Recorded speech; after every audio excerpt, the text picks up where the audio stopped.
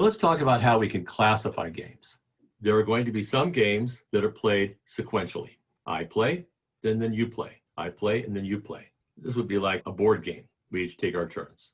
Then there are simultaneous games. Simultaneous games are, I have to make a decision while you're making a decision, and we're going to play at the same time.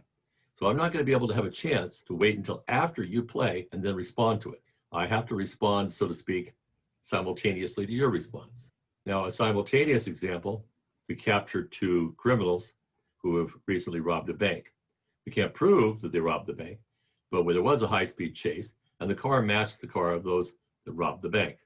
So we're pretty sure you robbed the bank. Besides, we saw somebody throw a bag out the window, somebody else grab it and drive away with it. Probably the money from the bank. So we get the two of you, we put you each in separate rooms, and we make each of you offers at the same time. You have to accept the offer without discussing it with your partner. That means you both have to simultaneously decide. Another way to classify games is whether or not a game is a game of conflict or a game of commonality, or think of it as competition versus cooperation. Many of you have probably heard the term zero-sum game.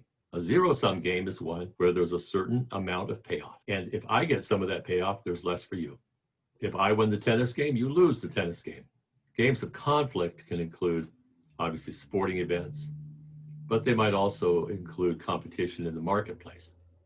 Two sandwich bistros across the street from each other might have to decide how are they going to conflict over customers versus by using pricing and various menus. Not all games are zero-sum games. Some games I can win and you can win simultaneously.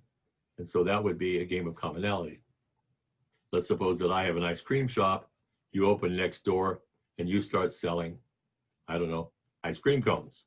Well, we could have a great relationship there, sending customers back and forth between the two of us. Another way of looking at games is single play versus repeated play. Some games you play at one time and that's it. We'll look at this when we evaluate the prisoner's dilemma game. Now, sometimes games have repeated play. That means we're going to play the game over and over and over again. Another way to think of it is also information symmetry. Do the parties have all of the information? Do they have the same information? Is there something they don't know? Another way to look at it is the rules are fixed. You can't change them. We're playing Monopoly, they're printed, we're following this set of rules. Or another is I can manipulate the rules while the game is going. And then another way that we can consider games is, are the agreements that are made enforceable? What if we agree to some terms, but it's not enforceable? So after we played the game and I win, I say, too bad. Now, there's some terminology you need to be familiar with. The first is strategies. So a strategy is the component of all of the different decisions you're going to make along the tree. The second is payoffs. And this would be based on the decisions I make, what rewards do I get? What are the payoffs? A third area is rationality. How rational are the players? Can I rely on their being rational? A fourth area of terminology is equilibrium. And we'll talk about several kinds of equilibrium.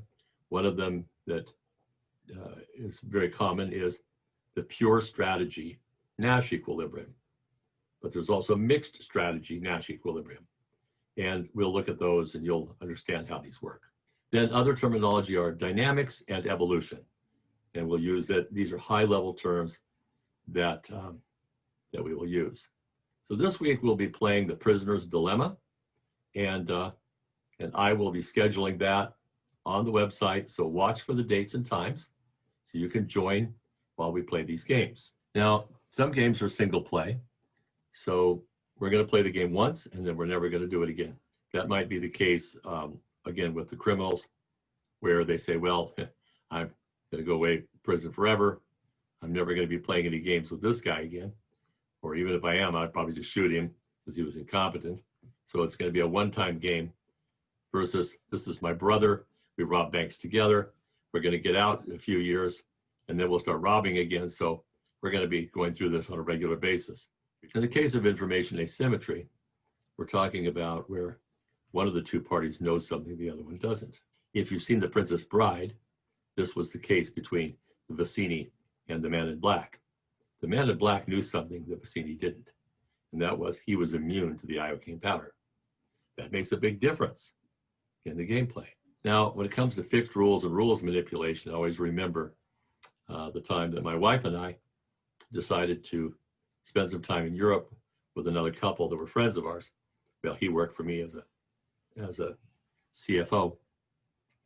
But we decided to spend some time in Europe. We took our wives with us, and we rode the train from London out to Wales, which is where both of our families are from. And as soon as we got on the train, we headed out to Cardiff. My friend's wife pulled out a deck of cards, and she said, let's play a game. So she gave us a quick overview of the rules, and we started playing. Well, very quickly, I won. And then she said, well, no, wait a minute. You cheated.